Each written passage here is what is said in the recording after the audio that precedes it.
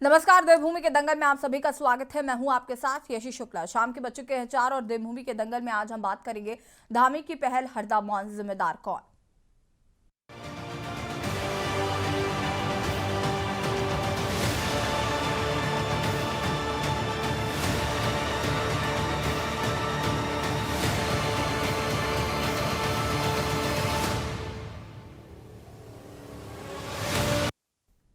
उत्तराखंड का जोशीमठ लगातार धंस रहा है। अब तक दरार वाले भवनों की संख्या 723 पहुंच गई है। वहीं इनमें से 86 मकानों को पूरी तरह से असुरक्षित घोषित कर लाल निशान लगा दिए गए हैं। आज इन भवनों को हटाने की कार्रवाई शुरू की जानी थी, जो कि विरोध के चलते प्रशासन को रोकनी पड़ी।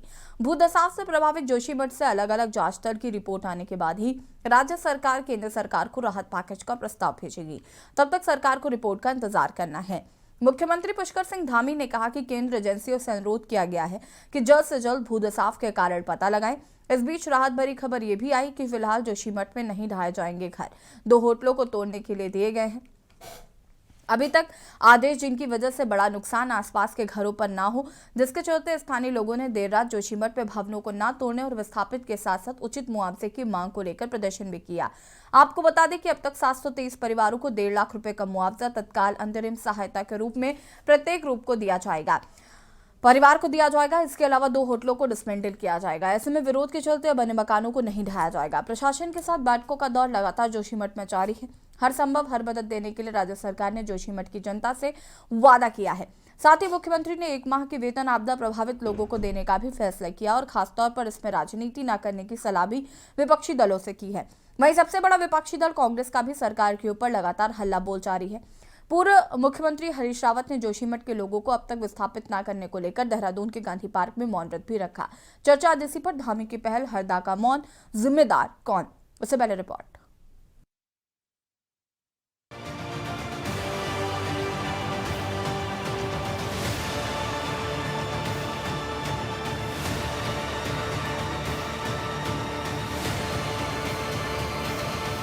उत्तराखंड के जोशीमठ पहुंचे सचिव मुख्यमंत्री आर मीनाक्षी सुंदरम ने आज प्रेस वार्ता में साफ किया कि जोशीमठ में अभी तक 2 होटल जो भूधसाव के कारण लटक गए हैं, उनको डिसमेंटल करने का आदेश दिया गया है, क्योंकि ये होटल आसपास के भवनों के लिए भी खतरा बने हुए हैं। इसके अलावा अब किसी का भी भवन नहीं तोड़ा जा रहा है। साथ ही भूधसाव से प्रभावित भवनों का सर्वे किया जा रहा है। असुरक्षित भवनों से लोगों को सुरक्षित स्थानों पर स्थायी विस्थापन किया जा रहा है। प्रभावित परिवारों को तत्काल तौर पर 1.5 लाख की धनराशि अंतरिम सहायता के रूप में दी जा रही है, जिसमें 50,000 रुपए घर शिफ्ट करने तथा 1 लाख रुपए आपदा राहत मदद में एडवांस में उपलब्ध कराए जा रहे हैं, जो कि बाद में समायोजित किया जाएगा। सरकार लोगों को बेहतर से बेहतर सुविधा दे रही है। जो लोग किराए के घर पर जाना चाहते हैं, उनको 6 महीने तक 4,000 रुपए प्रतिमाह दिए जा रहे हैं। प्रति परिवार का एक अंतरिम सहायता, ये फाइनल नहीं है, अंतरिम सहायता का अप्रूवल दे चुके हैं और जीवो पहुंचने वाला होगा। इसमें मैं थोड़ा क्लैरिफाई करना चाहता हूं कि इसमें 1.5 लाख में 50,000 रुपये जो है, ये एक अतिरिक्त सहायता है, जो लोगों को जो है अगर कहीं और शिफ्ट करना चाहते हैं और अपने सामान को शिफ्ट करने के लिए पैसे की जरूरत है या रेशन के लिए पैसे की जरूरत है। कांग्रेस का डेलीगेशन प्रदेश अध्यक्ष करण मेहरा के नेतृत्व में सूबे के मुख्यमंत्री पुष्कर सिंह धामी से मिलने उनके कैंप कार्यालय पहुंचा। कांग्रेस के कार्यकर्ताओं ने मुख्यमंत्री पुष्कर सिंह धामी से जोशीमठ और अन्य क्षेत्रों में आ रही दरारों के संदर्भ में चर्चा की। साथ ही जोशीमठ भूधसाव में प्रभावित लोगों को 1 टाइम सेटलमेंट और तमाम तरीके की सुविधाएं उपलब्ध कराने को लेकर भी चर्चा की गई। वहीं आज पूर्व मुख्यमंत्री हरीश रावत ने भी जोशीमठ के लोगों को अब तक विस्थापित न करने को लेकर कांग्रेस के कार्यकर्ताओं तथा देहरादून के गांधी पार्क में मौन व्रत भी रखा। कल ये बात हमने सीएम से भी कही, लेकिन जब रात को वो घोषणा सबको वो किया गया कि कल फिर तोड़ेंगे, तो इसलिए रात को मुझको लगा कि भाई हमको करना चाहिए, हमारा कर्तव्य है, तो इसलिए मैंने रात को जो है ये डाला कुदियाल जी से और दोस्तों से बातचीत की। बहुत से तो बात ही नहीं करवाया, हम तो रात को 10:30 से 11 बजे करीब ये निर्णय किया। उत्तराखंड की जो हालत है उस पर चर्चा हुई, क्योंकि जोशीमठ ने सबका ध्यान आकर्षित किया, लेकिन हकीकत में जोशीमठ का अस्तित्व खतरे में। साथ में उत्तरकाशी में दरारें, बगल में कर्णप्रयाग में दरारें, रुद्रप्रयाग में आज खबर आई है कि वहाँ भी दिक्कतें हो रही हैं। आपके साथ लगा हुआ जो मसूरी वाला एरिया है, वहाँ भी इस तरीके की परेशानियाँ देखने में आ रही हैं। इन सभी विषयों को लेकर हम मिले हैं और जोशीमठ में कांग्रेस के नेताओं ने प्रवास किया, मैं भी वहाँ रात रहा, हमारे हरीश रावत जी, गणेश गोदियाल जी वहाँ रात भर रहे, वहाँ के विधायक जो राजेंद्र भंडारी जो वहीं कैंप कर रहे हैं। हमने मुख्यमंत्री से कहा कि मंत्रियों की एक ग्रुप को वहाँ आपको भेजना चाहिए जो वहीं कैंप करें और लोगों के बीच में रह के उनके राहत कार्यों का जायजा लें, क्या दिक्कतें हैं, क्या उनकी ज़रूरतें हैं, उसका आकलन करके सरकार को सूचनाएं दें। लगातार सरकार पर हर संभव प्रयास वहां के लोगों को देने की कवायद में लगी हुई है, लेकिन अपना घर और गांव छोड़ने का दर्द तो लोगों में साफ तौर पर देखने को मिल रहा है। अब आप ही सुन लीजिए पहाड़ की बुजुर्ग महिला का जोशीमठ भूदसाव को लेकर दर्द। 3 महीने तक रहेंगे यहाँ पर, तब उसके बाद कहाँ जाना हमने ना, तो क्या करना। लोग मिलजुल के लोग मलमा समय उठे या कुछ तो मलमा ढूंगा पुस्तक ढूंगा समय रोली जाए। उत्तराखंड के जोशीमठ लगातार भूदसाव हो रहा है और सरकार अपनी तरफ से हर आर्थिक सहित और लोगों को सुरक्षित स्थानों पर पहुंचाने का काम युद्धस्तर के तौर पर कर रही है। साथ ही आपको बता दें कि विरोध के बीच ध्वस्तीकरण की कार्रवाई को कल देर रात रोका गया था और स्थानीय लोगों की मांग थी कि मुआवजे की राशि को बढ़ाया जाए, साथ ही उनको विस्थापित किया जाए। इस पर सरकार ने धनराशि को बढ़ाकर कुछ राहत तो लोगों को जरूर दी है, लेकिन कहीं न कहीं लोगों की आंखों में अपने आशियानों को छोड़ने का दर्द अभी भी सता रहा है। लेकिन एक तरफ राजनीतिक गलियारों में भी देखें तो जोशीमठ को लेकर चर्चाएं लगातार सरकार को घेरने में लगी हुई हैं। चमोली से अपने सहयोगी अनिल राणा के साथ राजेश वर्मा की रिपोर्ट। जी हाँ, तो जोशीमठ के जो लोग हैं उनका जो दर्द है वो लगातार टीवियों पर देखने को मिल रहा है कि किस तरीके से वो अपने आशियानों को ढहता हुआ देख रहे हैं और कहीं ना कहीं वो चाहते हैं कि सरकार उनकी मदद करे, लेकिन सरकार की जो राशि है वो कहीं ना कहीं लोगों के लिए नाकाफी का साबित हो रही है। ऐसे में लोग प्रदर्शन करने को मजबूर हैं। विपक्ष जो है वो भी लगातार प्रदर्शन कर रहा है। एक डेलीगेशन मुख्यमंत्री पुष्कर सिंह धामी से भी मिलने पहुंचा। मीनाक्षी सुंदरम ने भी यहाँ पर आज एक बैठक ली थी, उसके बाद उन्होंने प्रेस वार्ता भी की। तमाम बातें उनके द्वारा कही गई। 2 होटल जो हैं उनको हटाने की बात कही जा रही है, जो कि काफ़ी ज़्यादा लटक रहे हैं, जिसकी वजह से उनको वहाँ से हटाया जाएगा। और जितने भी और भी कई जगह थी जिनको हटाना था, उसको लेकर फिलहाल चूंकि लोग प्रदर्शन कर रहे थे, इसलिए उसको हटाने पर अभी रोक लगा दी गई है। चर्चा आज हम इसी पर करेंगे। मेहमान हमारे साथ जुड़ चुके हैं। मधु भट्ट जी भारतीय जनता पार्टी की प्रवक्ता हमारे साथ जुड़ चुकी है। शीशपाल सिंह बिष्ट जी कांग्रेस प्रवक्ता हमारे साथ जुड़ चुके हैं। दर्शन डोभाल जी आम आदमी पार्टी के प्रवक्ता हमारे साथ जुड़ चुके हैं। अनुपम खत्री जी यूकेडी के प्रवक्ता हमारे साथ जुड़ चुके हैं। अरुण शर्मा जी वरिष्ठ पत्रकार हैं हमारे साथ जुड़ चुके हैं। उमेश सती जी स्थानीय निवासी जोशीमठ से हमारे साथ जुड़ चुके हैं। आप सभी का बहुत बहुत स्वागत है।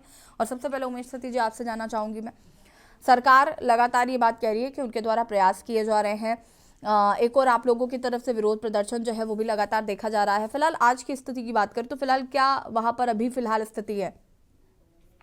देखिए मैडम, जो भी सरकार ने जो भी 4,000 रुपए की जो राशि तय की है वहाँ किराए के लिए, तो बहुत ही नाकाफी है। आप भी जानती हैं आजकल एक सिलेंडर की कीमत ही 1,000 से ऊपर पहुंच गई है। तो इन सब स्थिति को देखते हुए इतने विपरीत मौसम में जो लोग वहां पर डटे हुए हैं, लगातार विरोध करें, इसी वजह से करें कि भाई उनकी जो भवन की जो आप मानक तय कर रहे हैं बहुत कम है। हमारी जो उनसे मांग है सरकार से, जो कि मास्टर प्लान के तहत जो बद्रीनाथ में जो मानक वहां के लिए तय किए गए, वही मानक जोशीमठ के लिए भी तय किए जाएं फिलहाल के लिए। और जो भी इस समय जो तत्काल जो सहायता राशि इस समय दी जा रही है वो बहुत कम है। हम चाह रहे हैं कि कम से कम सरकार कम से 2 से 2.5 लाख रुपए तत्काल राहत के तौर पे दे, ताकि उन लोगों की कुछ न कुछ सहायता हो पाए। ठीक है अनुपम जी, इसके अलावा जो प्रदर्शन किया जा रहा था, भवनों को गिनाने की बात कही जा रही थी, उस पर भी काफी प्रदर्शन हुआ है। प्रदर्शन तो इस वजह से हुआ कि हमने कहा है कि पहले आप हमारी भवनों का मूल्यांकन कीजिए सही तरह से। ठीक है शीशपाल जी अनम्यूट करें।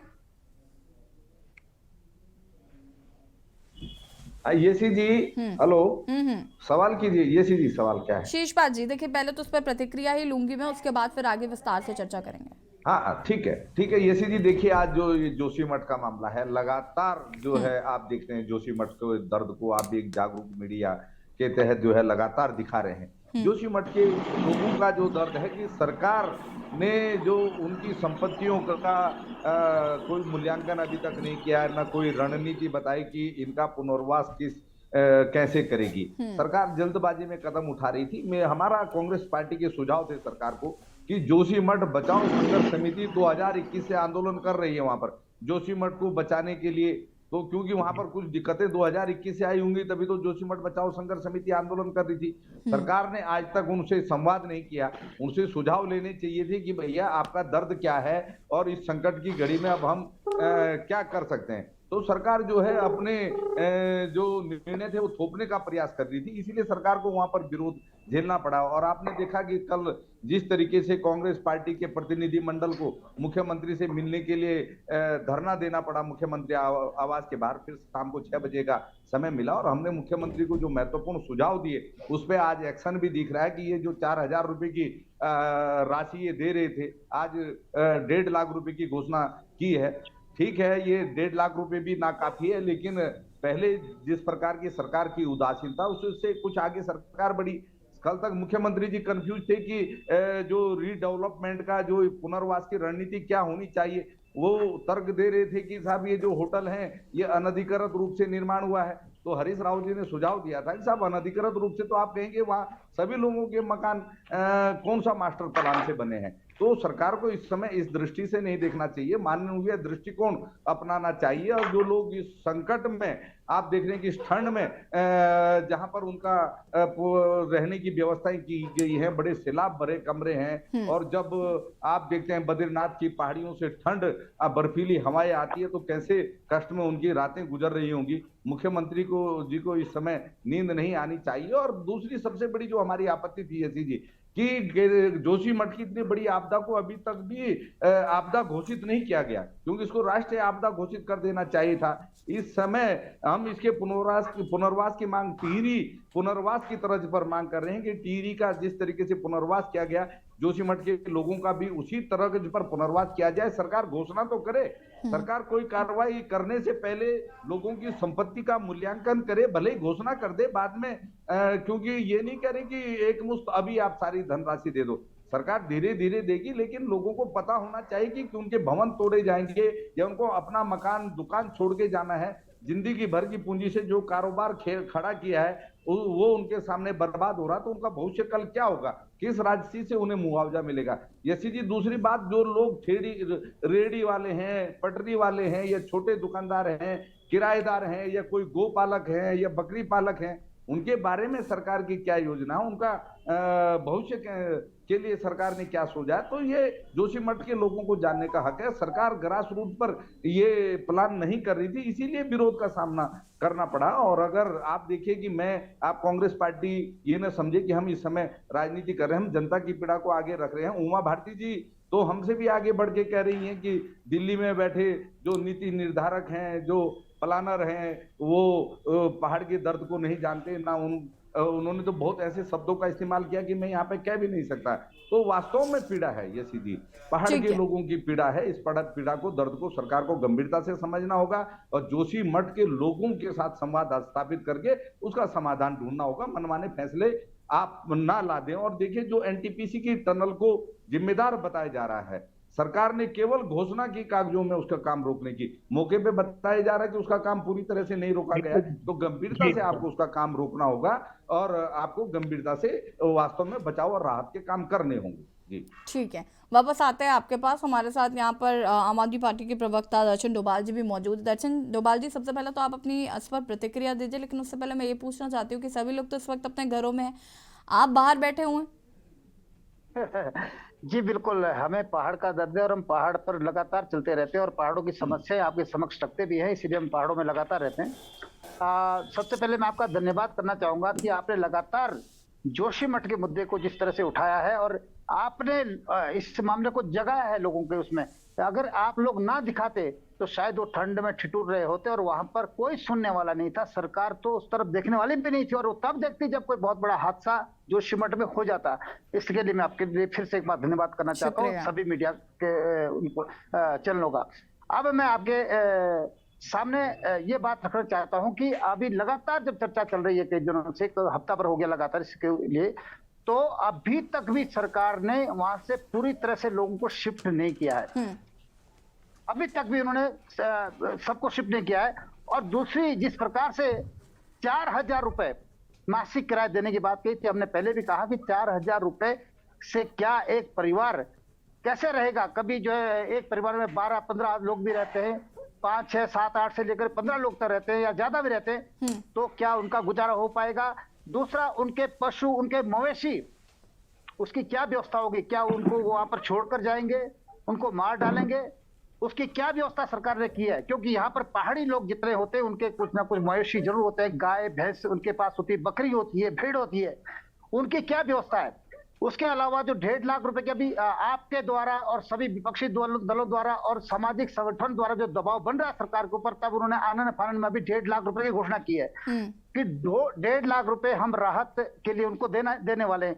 तो 1.5 लाख रुपए तो इनका शिफ्टिंग चार्ज होगा, शिफ्टिंग जो वहां से सामान लेकर जाएंगे, गाड़ियों में लेके जाएंगे, दूसरी जगह बसाएंगे, वहां पर व्यवस्था करेंगे, 1.5 लाख रुपए तो उसके लिए पूरा नहीं है। तो फौरी तौर पर कम से कम मैं समझता हूँ कि 5 लाख रुपए इसके अलावा उनको देना चाहिए राहत के लिए, ताकि वो अपनी थोड़ी अभी कुछ दिन के लिए व्यवस्था करें। उसके बाद उनके लिए रोजगार की व्यवस्था सुनिश्चित हो कि आगे वो खाएंगे क्या, सरकार कब तक पैसा देगी और कितना पैसा देगी, क्योंकि एक परिवार में कई लोग हैं, वो कैसे रहेंगे? उनके स्कूल की क्या व्यवस्था है, बच्चों के स्कूल की व्यवस्था क्या है, और कई तरह की और समस्याएं परिवार में होती है। उनके स्वास्थ्य की क्या उन्होंने व्यवस्था की है?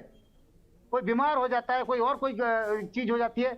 तो इस प्रकार से ये तो रही बात उनकी व्यवस्था की। अब मैं आपके संज्ञान में एक चीज और लाना चाहता हूं। जैसे मैंने पहले भी कहा कि एनटीपीसी 2006 में अस्तित्व में वहां पे उन्होंने काम शुरू किया 2006 में।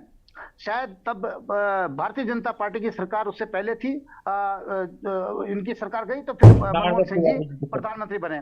लेकिन मैं ये बताना चाहता हूं कि जो 1976 की रिपोर्ट है, जब ये कहा गया कि जो जोशीमठ है, जोशीमठ एक ग्लेशियर के ऊपर बसा हुआ शहर है, वो अनजाने में बस गया, वहां पर जो है वो खिसक गया, उस पर मिट्टी पड़ गई, फिर वहां घास फूस जम गया, पेड़ पौधे हो गए, तो लोगों ने वहां बसना शुरू कर दिया अनजाने में।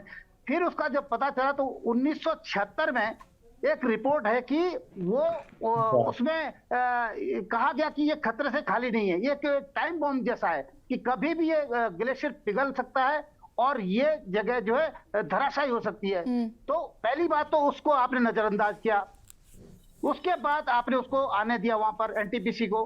और अब जो है अभी जैसे उमा भारती जी ने कहा, जब वो जल संसाधन मंत्री थी, वो भी अभी 2014 में नरेंद्र मोदी जी की सरकार में, तो उसके बाद उन्होंने वहां पर बाकायदा एफिडेविट दिया था कि यहाँ पर जो है पावर प्रोजेक्ट का काम नहीं किया जा सकता।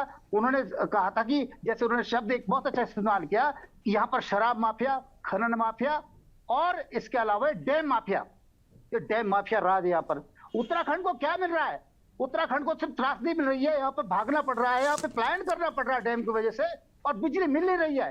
और अगर मिल रही है तो इतने महंगे दामों पे मिल रही है कि जो लोग यहाँ से बिजली खरीदते हैं उनको तो बहुत सस्ते दामों पर, खैर दिल्ली और पंजाब में तो बिल्कुल मुफ्त है जहां आम आदमी पार्टी की सरकार है, लेकिन उसके अलावा अन्य राज्यों में भी यहाँ के मुकाबले सस्ती बिजली है। लेकिन हमारे लिए आपने हमारे ऊपर डैम थोप दिए, हमको एक तरह से आपने एक खतरे के मुहाने पर लाकर रख दिया है, और उसके बावजूद आप बिजली दूसरे राज्यों को बेच रहे हैं, या उसमें यूपी सरकार का जो है सबसे बड़ा उसमें हक है। तो हमें खतरे में डालने की क्या जरूरत है? उत्तराखंड के आदमी के साथ में ये बर्ताव क्यों हो रहा है? क्यों हमें जो है मौत के मुहाने पर खड़ा किया जा रहा है? दर्शन डोभाल जी वापस आएंगे, इस पर आगे विस्तार से भी चर्चा करेंगे हम, और लोगों की प्रतिक्रिया ले लेते हैं। अनुपम खत्री जी, देखिए इस समय मेरी आवाज आ रही है आपको? ये जो समय है ये वाकई बड़ा क्रूशियल समय है। इस समय जोशीमठ और उसके आसपास के जो भू दशाओं की लगातार बातें आ रही है, ये वाकई डराने वाली भी हैं और चिंता का बहुत विषय है। इसमें सरकार जो कार्रवाई कर रही है अब वर्तमान में, इसमें तो कोई भी शक नहीं कि वो दबाव पे आने के बाद ही शुरू हुई है। जब बहुत हल्ला मच गया, सब तरफ से विपक्ष भी खड़े हो गए, अन्य संगठन भी खड़े हो गए, तब उन्होंने अपनी कार्रवाई को आगे बढ़ाना शुरू किया। अब मेरा तो ये कहना है, देखिए कि राजनेता लोग हैं, अगर बात करेंगे तो आसानी से कोई भी कह देता है भाई इसमें राजनीति कर रहे हैं, आप राजनीति मत कीजिए, लेकिन वाकई इसमें मैं नहीं मानता कि इस समय कोई भी राजनीति कर रहा है। कांग्रेस की भी जो कोशिशें हैं वो भी एक सकारात्मक रूप से आगे बढ़ रही हैं, और हम भी जो कोशिशें कर रहे हैं वो भी सकारात्मक रूप से आगे बढ़ा रहे हैं। मैं ये मानता हूं कि मुख्यमंत्री भी इस समय इसी तरह सकारात्मक रूप से आगे बढ़ रहे होंगे, और क्योंकि एक बहुत बड़ा एक चैलेंज है, इसलिए बहुत सारी चुनौतियां भी सामने हैं। जैसे पैनलिस्ट सारे मेरे जितने भाई बैठे हुए हैं, उन्होंने जो बातें कही हैं कि भाई ये बात बहुत जरूरी है कि जनता को, वहां की स्थानीय लोगों को ये पता तो चले कि सरकार करना क्या चाह रही है। ये संवाद स्थापित होना बहुत जरूरी है, जो संवाद अभी तक मुझे लग नहीं रहा स्थापित हो रहा है। जैसे कल रात हमने देखा कि अचानक से पुलिस बल दोबारा पहुंच गया उन इमारतों को तोड़ने। मैं ये कहता हूँ, पुरानी कहावत है, मुर्दे के बाद उतारने से कोई वजन कम नहीं हो जाता। आप अभी 2-3 अगर मकान ढा भी देंगे तो उससे कितना बड़ा असर पड़ेगा, इसकी कितना ज्यादा असर आ जाएगा, क्या प्रॉब्लम सॉल्यूशन होगा। प्रॉब्लम तो गर्भ में छुपी हुई है, प्रॉब्लम तो वहां छुपी हुई है जहां से दरार पड़ने के बाद पानी के रिसाव शुरू हो गए। प्रॉब्लम है गर्भ में, प्रॉब्लम इस बात में है, जैसे मैंने आपकी पिछली डिबेट में भी कहा था कि मुझे लगता है जैसे एक आर्किटेक्ट नक्शा बना देता है और ठेकेदार को दे दिया जाता है कि भाई अब इस पे तुम मकान बनाओ, काम शुरू कर लो, तो उसी तरह ये तर्ज पे विकास शुरू कर दिया। भाई आप पहाड़ों में काम करने जा रहे हैं, आज आपको वैज्ञानिक याद आ रहे हैं, भूगर्भ वैज्ञानिक आपको आज याद आ रहे हैं कि भाई हम वैज्ञानिकों की अब टीम बनाएंगे, वो अब सर्वे करेंगे। तो मेरा ये कहना है कि जिस दिन से डे 1 से काम शुरू हुए वहां पे, तब वो सारी डे रिपोर्ट्स कहाँ है, आप हमें दिखाइए ना, शो कीजिए आपका कौन सा वहां पे कंट्रोल रूम बना था, आप डेली कैसे आपने जो भी आप वहां पे विस्फोटक कर रहे थे या ड्रिल चला रहे थे, उनकी डेली रिपोर्ट क्या है, वो कंपन कहाँ तक असर कर रहा था, आपको पता ही नहीं है। और अभी भी मैं मानता हूं कि ये फौरी तौर पे ऊपरी चल रहा है कि भाई पहले दे दिया 4,000 रुपए का एक आदेश की 4,000 रुपए देंगे साहब किराए के नाम पे, अब 1.5 लाख रुपए कर दिया। ये रुपए देने का जो चलन है, मैं मानता हूं कि देखिए जो इस समय प्रॉब्लम में है, पैसा उसकी प्रॉब्लम को बहुत हद तक सॉल्व करता है, बहुत हद तक, लेकिन सारी प्रॉब्लम तो सॉल्व नहीं करेगा ना पैसा। आपके मवेशी हैं वहां, बच्चों की स्कूल की पढ़ाई है वहां, लोगों की दुकानें हैं वहां, कारोबार चल रहे हैं वहां, जीवन स्थापित है लंबे समय से वहां।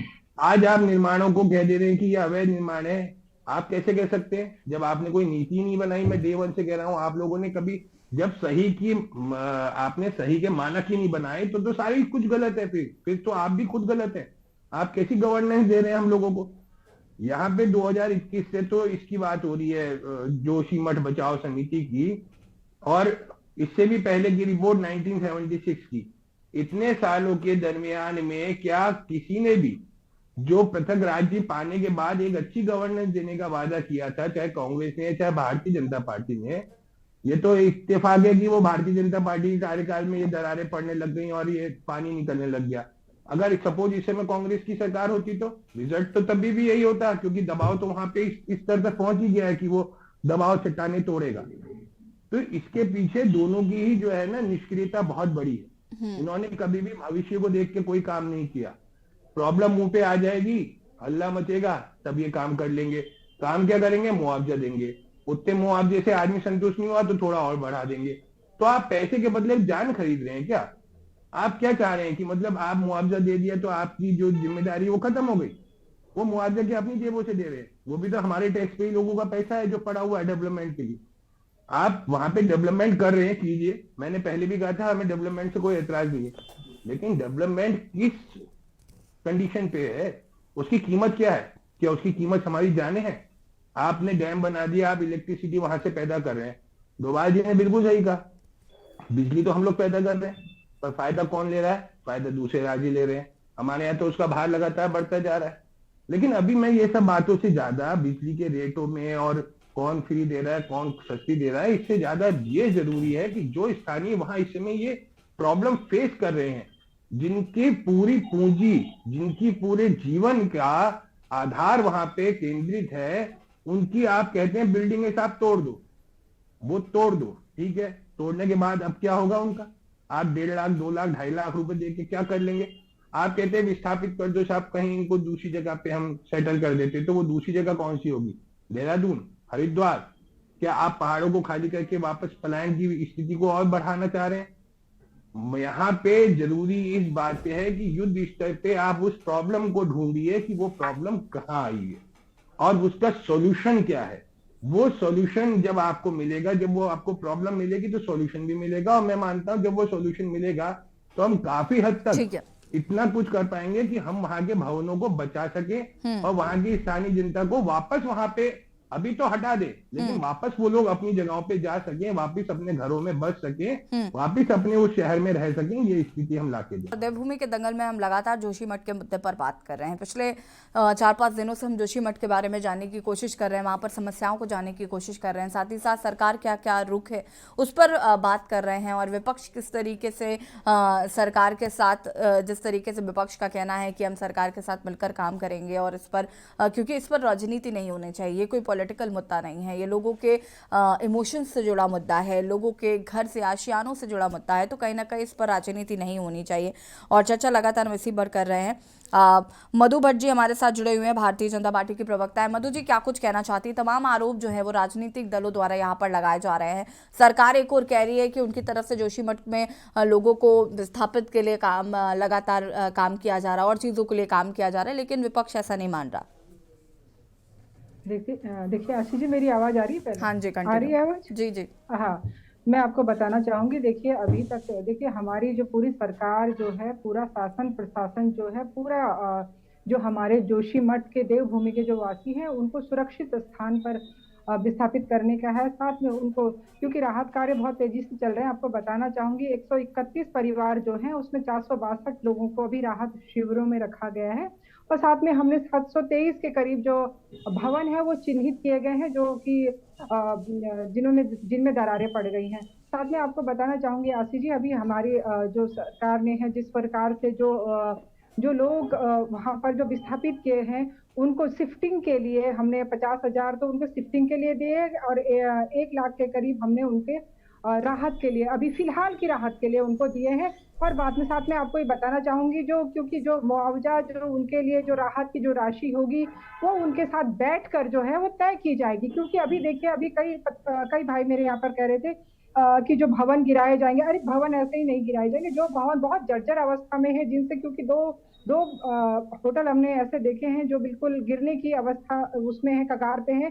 अगर जरा सी भी हलचल हुई तो वो कई मकानों को वो क्षतिग्रस्त करेंगे, कई जीवन को खतरा हो जाएगा तो जो वहाँ पे लोग रहते हैं। इसलिए उनसे बातचीत करने के बाद, उनके जो भवन का जो है मूल्यांकन करने के बाद, उसके बाद उनसे बातचीत करने के बाद ये तय किया है कि एक तरीके से जितना हो सकेगा उतना हम उसको एक वैज्ञानिक तरीके से उसको डिमोलिश करेंगे साथ में। क्योंकि देखिए बिल्कुल निश्चित रूप से जो बाजार मूल्य होगा उन भवनों का, और जो वहाँ के जो लोग हैं जो रह रहे हैं, जो अपनी जमीन का खुद मूल्यांकन करेंगे, अपने भवन का खुद मूल्यांकन करेंगे, उसके आधार पर उनको बाद में वो राहत राशि दी जाएगी। तो किसी भी प्रकार से देखिए राजनीति करने वाले को इसमें राजनीति कर रहे हैं। मैं अपने भाई से कहूंगी जो कांग्रेस के वहां पर, अब घड़ियाली आंसू कहूंगी मैं इसको आशीष जी, जो घड़ियाली आंसू रो रहे हैं और जो बरगलाने का वहाँ प्रयास कर रहे हैं, भ्रमित करने का प्रयास कर रहे हैं, उनको अरे मधु भट्ट जी, आप इस प्रकार की बात ना करें। कांग्रेस के सुझाव के बाद ही आज 4,000 की राशि 1.5 करोड़ लाख रुपए हुई है। 4,000 तो आपकी सरकार के पास कोई रोड मैप नहीं था। मैं आपको टोकना नहीं चाह रहा था, लेकिन आपने छेड़ दिया बिना बात का। नहीं, अब देखिए ना, 24 घंटे का समय दिया है सरकार को। पूरा जो है पूरी मुआवजे की। शीशपाल जी थोड़ा सा सब्र रखिए प्लीज। शीशपाल जी 1 सेकंड रुकिए, आपको काफी मौका दिया था ना, रुक जाइए। मधु भट्ट जी को पूरा कर लेने दीजिए अपनी बात को। लगातार हम पर आरोप लगाते रहे, मैं बता, ठीक है लगाने दीजिए, आप भी लगाते हैं। आरोप लगाने से कुछ होता है क्या? ये बाहर है कि कोई मंत्री वहां आज तक रात्रि कैंप नहीं किया। मुख्यमंत्री केवल हवाई जहाज में उड़ के आ गए। जब मिश्रा आयोग की जो कमेटी थी, उन्होंने आपको बता दिया कि भाई ये जो मतलब तुम्हारी सरकारें नहीं आई उसके बाद हुआ है, मतलब भाजपा की सरकारें नहीं रही, केंद्र में भी रही, राज्यों में भी रही, तुम ही उठा लेते उस फाइल को। देखिए आप देख ले, आपने क्या कार्रवाई करी? हर समस्या के लिए नेहरू जी जिम्मेदार है। मतलब भाजपा कुछ नहीं करेगी, हम काम कर रहे हैं। देखिए अभी बंद करो, जमीन पे काम करना शुरू करो। शीशपाल जी आप क्यों नहीं समझ रहे हैं ना, उनका जवाब मिल पा रहा है। रुक जाइए 1 मिनट। आशीष जी हम लगातार, क्योंकि हम जोश Madhu ji I want to correct you, I am Yashi. हमारी पूरी उनके साथ संवेदनाएं हैं और पूरी तरीके से हमारी पूरी पार्टी, सारे शासन प्रशासन, चाहे माननीय मुख्यमंत्री जी हो, माननीय प्रधानमंत्री जी हो, ज्ञान और हमारा प्रत्येक कार्यकर्ता ट्वीट तो उनके हुआ साथ नहीं लगातार प्रधानमंत्री जुड़ा से हुआ अभी है, तक, प्रधानमंत्री लगातार साथ जुड़े में। हुए हैं, लगातार जुड़े हुए हैं। अरे आप तो केवल अरे हल्द्वानी वाले मुद्दे से आपको फुर्सत मिली तो आप तब वहां पर जाके अपनी राजनीति चमकाने के लिए वहां पर गए। आप कैसी बातें कर रहे हैं? हमने अरे देखा हम नहीं है कि कहीं इतने भी दिन तक- कहीं अरे भी जब हल्द्वानी जनता का वाले दर्द होगा, जब आपको शीशपाल जी और मधु जी रुक जाइए, आपको लड़ने का पूरा मौका देंगे, लेकिन रुक जाइए पहले। अरुण शर्मा जी वरिष्ठ पत्रकार हमारे साथ जुड़े हुए हैं। यहाँ पर आप सत्ता पक्ष को भी सुन रहे हैं जो अपने आप को यहाँ पर डिफेंड करने की कोशिश कर रहे हैं, और वहीं विपक्षी दल आरोप लगा रहा है। इसे कैसे देख रहे हैं आप? इस पूरे मसले को कैसे देख रहे हैं? फिलहाल जो 4,000 रुपए की राशि की बात कही गई थी, अब 1.5 लाख रुपए की बात कही जा रही है, इसे कैसे देख रहे हैं आप? जो वहाँ की जनता के साथ रुकिए मधु भट्ट जी, अब रुक जाइए। मधु भट्ट जी रुक जाइए। यशी जी, देखिए ये ऐसा मुद्दा है कि किसी आदमी के करने से तो ये आपदा आई नहीं है। निश्चित तौर पर प्रकृति का प्रकोप है। अब उसके कारण जो भी रहे हो, वो गलत जगह पे बस गया जोशीमठ, बिना किसी योजना के बस गया जोशीमठ, किन लोगों ने बसाया जोशीमठ, आज ये सवाल महत्वपूर्ण नहीं है। आज की तारीख में सवाल ये महत्वपूर्ण है कि एक आपदा आई है और उस आपदा से प्रभावी ढंग से निपटने के लिए सरकार को क्या उपाय करने चाहिए। और पिछले कुछ दिनों से हम देख रहे हैं कि सरकारी मशीनरी, चाहे वो राज्य की हो या केंद्र की हो, वहां दौड़ रही है। और देवभूमि के दंगल में हम लगातार बात कर रहे हैं जोशीमठ को लेकर। फिलहाल ये जो बड़ा अपडेट हमने आपको बताया कि मुख्यमंत्री पुष्कर सिंह धामी रात्रि प्रवास के लिए रवाना हो चुके हैं। जोशीमठ में वो रात्रि प्रवास करेंगे और जो वहां पर सुरक्षा को लेकर या जो भी निर्देश दिए गए हैं उन पर ठीक तरीके से काम हो रहा है या नहीं, इसका वहां पर जाकर समीक्षा करेंगे। और अरुण जी, आप अपनी बात को पूरा कर सकते हैं।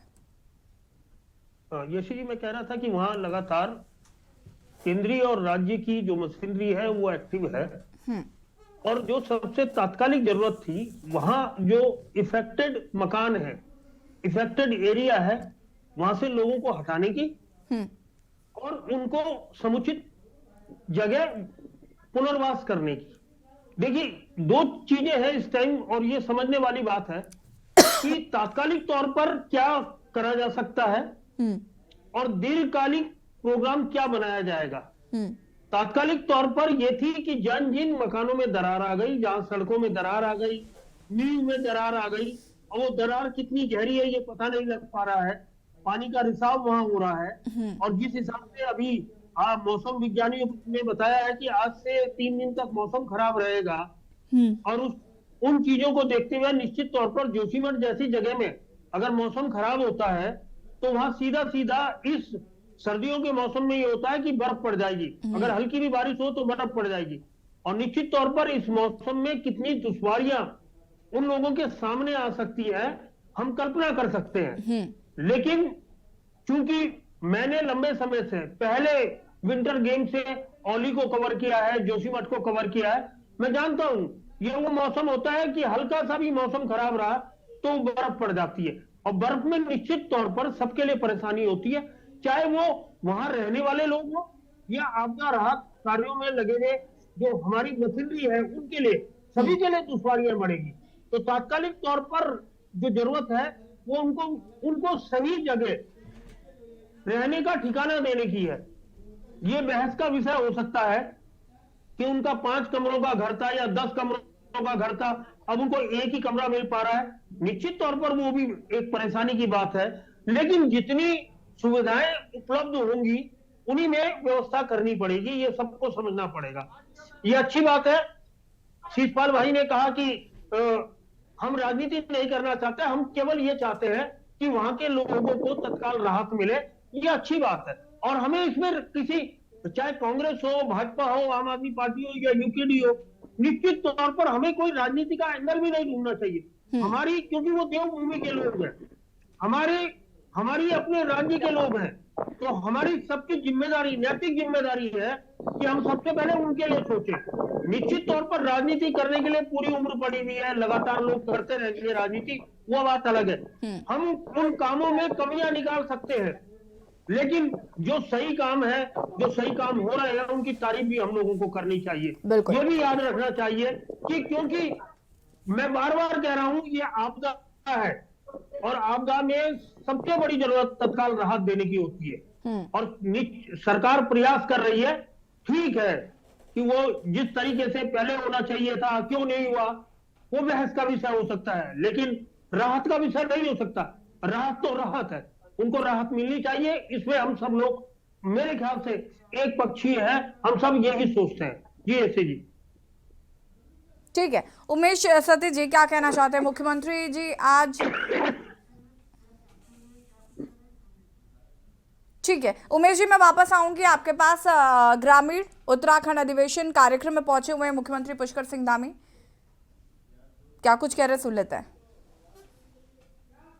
खंडेलवाल जी, हमारे वरिष्ठ नेता और राज्यसभा के पूर्व सांसद आदरणीय तरुण विजय जी एवं इस कार्यक्रम में पधारे सभी हमारे निवेशक, जिन्होंने आज हमारे सभी स्टार्टअप को, सभी ग्रामीण क्षेत्रों में काम करने वाले सभी को यहाँ पर आकर प्रोत्साहित करने का काम किया है। इनक्यूबेटरीज और हमारे पत्रकार मित्र, छायाकार बंधुओं, पूरे देश से आए हुए सभी निवेशकों का और सभी उद्यमिता के क्षेत्र में काम करने वाले ग्राम सभाओं से जो माननीय प्रधानमंत्री जी का वोकल फॉर लोकल का मंत्र है, उस मंत्र को धरातल पर उतारने का काम, उसको चरितार्थ करने वाले हमारे सभी उत्पादक जो आज,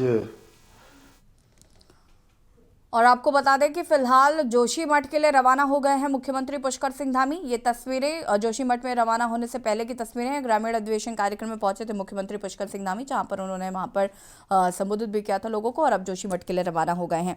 और उमेश सती जी का मैं रुख करूंगी यहाँ पर। उमेश सती जी, मुख्यमंत्री पुष्कर सिंह धामी जोशीमठ के लिए रवाना हो गए रात्रि प्रवास के लिए। सबसे पहले तो इस पर आपका क्या रिएक्शन है, क्योंकि लगातार ये बातें आ रही थी कि मुख्यमंत्री या फिर कोई और वहां पर रुक नहीं रहा। शिषपाल जी, इसके बाद आपके पास आते हो। अनम्यूट करें उमेश जी। बहुत ही स्वागत योग्य कदम है। हमने ही परसों मुख्यमंत्री जी से हमने आग्रह किया था कि आपको वहाँ एक रात्रि निवास करना चाहिए, उसका उन्होंने किया, तो उसके लिए उनका बहुत बहुत धन्यवाद। और जहां तक मैं अभी सुन रहा था, डोवाल जी कुछ कह रहे थे कि ये एक उसमें बसा हुआ, ग्लेशियर पे बसा हुआ शहर है, तो मैं आपको इसका इतिहास बताना चाहता हूँ यहाँ पर, जो भी यहाँ पर हमारे लोग यहाँ पर बैठे हैं। जोशीमठ एक वो शहर है जो कि उत्तराखंड का सबसे पुराना शहर है। इसका इतिहास 2500 साल पुराना है। यहीं पर आदि गुरु शंकराचार्य जी आए, उन्होंने तपस्या की, यहाँ पर उन्होंने ज्योति प्राप्त की, जिसके आधार पर इसका नाम ज्योतिर्मठ पड़ा। फिर उन्होंने यहाँ पर शंकर न जाने 27 हमारे जो वेद है, वेदांतों पे उन्होंने भाष्य लिखे, 27 भाष्य लिखे यहाँ पर, और यहीं पर गीता पे उन्होंने भाष्य लिखे, बहुत अन्य चीजों पे उन्होंने भाष्य लिखे। तो इसका इतिहास 2500 साल पुराना है। इसका नाम पहले कार्तिकेयपुर था। यहाँ कच्यूरों की राजधानी हुआ करती थी। 7वीं सदी में फिर यहाँ से कुमाऊं की तरफ चले गए। ये एक अपना इतिहास है। तो एक भरा पूरा एक इतिहास है। ये आज का या कल का इतिहास नहीं है, एक पूरा इतिहास डूबने के कगार पे है। इसलिए इस इतिहास को बचाए जाने की आवश्यकता है। हमारी आप सब लोगों से निवेदन। दूसरा, यहाँ पर जो राजनीति हो रही है, भाजपा कांग्रेस, हमारा कहना है साफ साफ, आप हमको फुटबॉल ना बनाइए, कभी इस कोने में कभी उस कोने में मत धकेलिए। आज हम सब लोग विफलता में हैं, हमारी मदद कीजिए। हम आपसे हाथ जोड़कर विनती करते हैं, हमें उस राजनीति का शिकार मत बनाइए, ठीक है ना। और दूसरा, हमारा ये कहना है कि जो भी आपने तात्कालिक योजनाएं बनानी है, जो लॉन्ग टर्म प्रोग्राम जो आपको बनाने, हमारी सरकार से निवेदन है कि भैया उन लोगों को कहीं ना कहीं पहले तो फौरी तौर पर उनको तत्काल रूप से जो उनकी आवश्यकता है उनको मदद दे। एक वहां पर कंट्रोल रूम बनाए, वहां एक सहायता केंद्र बनाए, ताकि लोग संपर्क तो करें। आज इस ठिठुरती रातों में कहाँ किसको क्या करना है, किसको पता ही नहीं चल रहा है, किससे संपर्क करना किसी को पता ही नहीं चल रहा है। तो हमारा सरकार से एक वहां पर कंट्रोल रूम बनाए, एक सहायता केंद्र बनाए, ताकि वहां पर लोग संपर्क कर पाए, कुछ सहायता मिल जाए। तो आजकल क्योंकि बर्फ गिरने वाली है, जैसा कि आप सब लोग कह रहे हैं कि मौसम का हाल इतना बुरा हो गया है यहाँ पर कि कभी भी बर्फ गिर सकती है। तो ऐसे मौसम में हमें आवश्यकता है सहायता की, लोग कंबलों की आवश्यकता है, बहुत सारी चीजों की आवश्यकता पड़ेगी। जो लोग अपने घरों को छोड़ करके पहुंचे हैं ठिठुरती उन रातों में, कहीं कोई व्यवस्था नहीं है, कहीं कोई संपर्क का कोई साधन नहीं है, तो भाई आपसे यही उम्मीद है कि आप हमारी सहायता करें, कुछ ऐसा प्रोग्राम बनाए ताकि वहां के लोगों की कुछ सहायता हो जाए।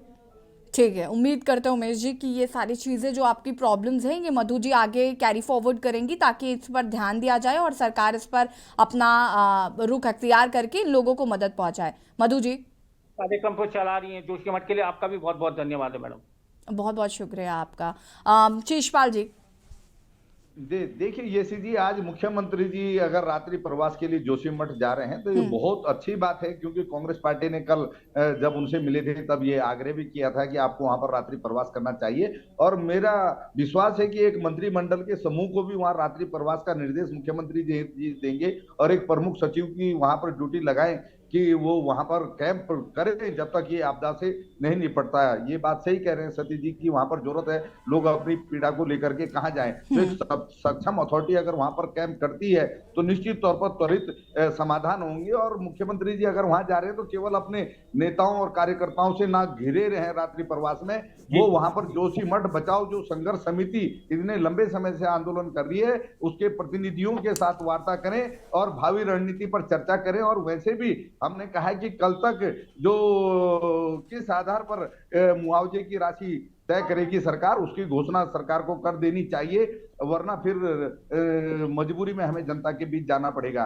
तो मुझे विश्वास है कि आज के रात्रि प्रवास से कई जो सवाल खड़े हुए हैं, चाहे हम उठा रहे हैं या जोशीमठ के आपदा पीड़ित उठा रहे हैं या पूरे देश के लोगों की जो भावनाएं हैं, मुख्यमंत्री जी इसका समाधान निकालेंगे। बिल्कुल, और हम उम्मीद करते हैं कि उमेश सतीश जी ने जो भी समस्या बताई है उसका भी निस्तारण होगा। और मधु जी, मैं जवाब आपसे लूंगी और मैं उम्मीद करूंगी कि ये सारे चीजों का जो सोल्यूशन है वो मिल पाए। लेकिन उससे पहले अनुपम खत्री जी, आपकी क्या प्रतिक्रिया है? उसके बाद दर्शन डोभाल जी आपके पास आऊंगे। मुख्यमंत्री जी का रात्रि विश्राम के लिए वहां जाना, रात्रि गश्त के लिए, मैं विश्राम तो नहीं कहूंगा, गश्त के लिए, वो एक वाकई सराहनीय कदम है। और धामी जी से मुझे उम्मीद भी थी कि वो इस तरह का स्टेप जरूर उठाएंगे। अब ये भले उन्होंने कांग्रेस के आग्रह पे किया हो, जोशीमठ वालों के आग्रह पे किया हो या यूपीडी वालों के आग्रह पे किया हो, आग्रह किसी का भी हो, लेकिन वो जा रहे हैं, एक अच्छी बात है। लेकिन यहाँ मैं ये भी कहना चाहूंगा कि बहुत बड़े अमले जमले की जरूरत नहीं। अगर बहुत बड़े अधिकारी वहां जाके बैठ गए तो स्थानीय लोगों को परेशानियों का वो भी सामना समस्या करना है। जी जी बिल्कुल। छोटे अधिकारी फिर बड़ों की सेवा में ज्यादा एंगेज हो जाते हैं। और ये बात बिल्कुल सही है कि वहां सबसे पहले एक कंट्रोल रूम बनाना चाहिए, एक ऐसा स्थान बनाना चाहिए, कुछ नंबर ऐसे फ्लैश होने चाहिए जिससे स्थानीय लोगों को तत्काल प्रभाव में मदद की जब जरूरत हो रात बिरात वो मिल सके। क्योंकि स्थिति बिल्कुल आपदा के बहुत करीब है। ये संकेत तो हमें मिल चुके हैं। ये एक पॉजिटिव बात भी है कि ये एकदम से फटा नहीं, ये पहले संकेत दे रहा है।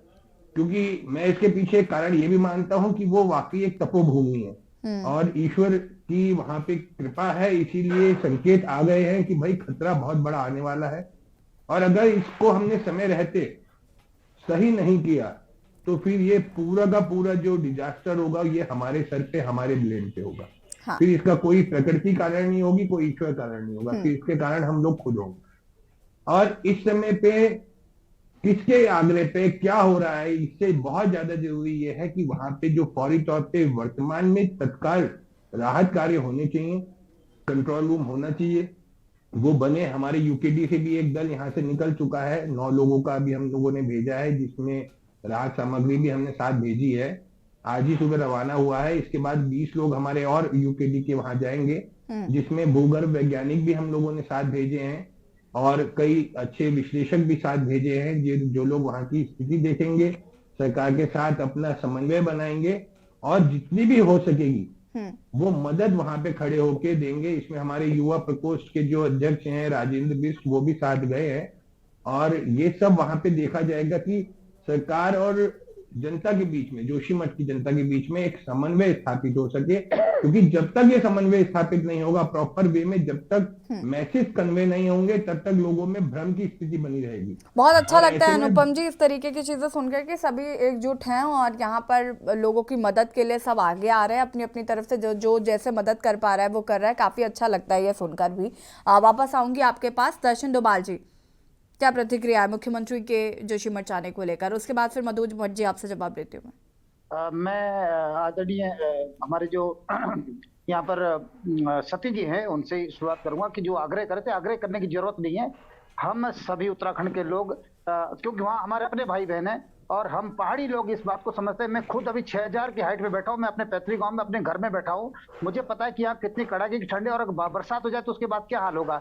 सबके पास इतने सब साधन नहीं होते। हमारे यहाँ कई तरह के लोग होते हैं जो थोड़ा सा सक्षम नहीं होते हर चीज में, तो उनकी क्या मैं पीड़ा समझ सकता हूँ। तो हम पूरी तरह से आपके साथ हैं। हमारे आदरणीय जोशी सिंह बिष्ट जी भी वहां पर कल आए थे। हमारी एक टीम वहां पर ऑलरेडी वहां पहुंची हुई है आम आदमी पार्टी की, जो शायद हो सकता है कि आपको भी मिले होंगे, और उन्होंने वहां की जो पीड़ा थी वो पूरी तरह से समझाया और सरकार तक उन्होंने संदेश देने की कोशिश करी है।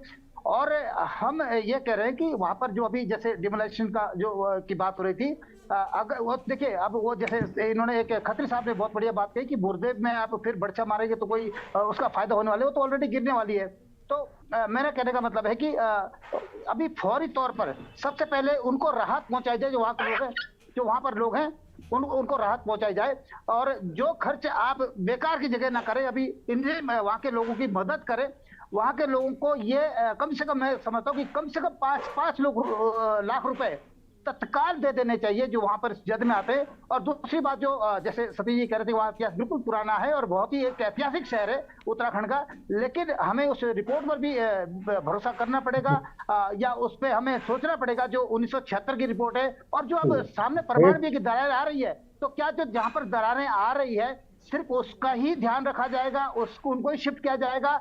क्या जो और जो एरिया है उसके आसपास का क्यों जो उसकी जद में आने की संभावना है, क्या उसके लिए इंतजार करना चाहिए, या उन्हें भी व्यवस्था करनी चाहिए, उनको शिफ्ट कर देना चाहिए, ताकि तत्काल, क्योंकि वो कभी भी कोई बड़ा हादसा ना हो जाए, ये डर हमारे मन में हमेशा बिल्कुल दर्शन है ना। तो मुझे लगता है कि मैं सरकार से आग्रह करूंगा कि तुरंत वहां पर जो जितना भी जो बहुत ही डेंजरस एरिया है जहां पर दरारें आ रही है उनको शिफ्ट किया जाए, उसके आसपास के एरिया भी, और फौरी तौर पर तुरंत इनको जो है सभी तरह की सुविधाएं, जैसे मैंने कहा कि स्कूलों की व्यवस्था, स्वास्थ्य की व्यवस्था, और जो ये अमाउंट है जो बता रहे हैं 4000 किराया और 1.5 लाख रुपए, इससे कुछ भी होने वाला नहीं। ये तो शिफ्टिंग के लिए भी कुछ नहीं, ये शिफ्टिंग भी खत्म हो जाएगा इनका अभी जाने में।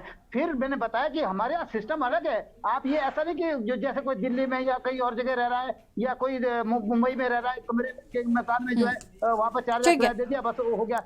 यहाँ पर बहुत चीज सोचनी होगी आपके। हमारे मवेशी है, हमारे जो है डंगर हैं, हमारी भैंस है, गाय है, बकरी है। दर्शन डोभाल जी वापस आएंगे आपके पास। मधु भट्ट जी जवाब दीजिए इन सारी चीजों का, जो भी उमेश सतीश जी भी कह रहे थे, तमाम चीजें हुई। इसके बाद अंतिम प्रतिक्रिया मैं यहाँ पर अनु शर्मा जी आपकी लूंगी। मधु भट्ट जी।